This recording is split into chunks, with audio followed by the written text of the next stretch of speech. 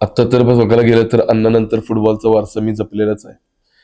मी 16 संघांना दरवर्षी किट, बूट, त्याच्यानंतर स्टॉकिंग्स हे आम्ही कंपल्सरी आमच्याकडून देतो, जादू इंडस्ट्रीजकडून.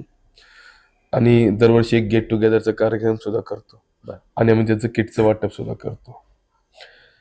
त्याच्यानंतर आम्ही दरवर्षी फुटबॉलच्या हंगामीला आमचा स्वतः चंद्रकांत चषक असतो. त्या चंद्रकांत चषकाच्या माध्यमातून आम्ही मोठा कार्यक्रम घेतो.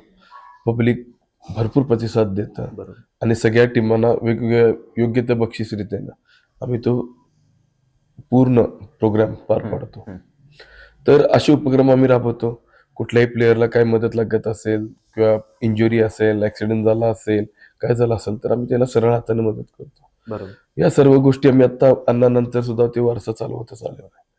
आणि आता जो फुटबॉल आहे ह्याच्यानंतर जे पेठांमध्ये फुटबॉल टिकवला गेलाय, हे टिकवायसाठी आम्ही हे सगळं करायला लागलो.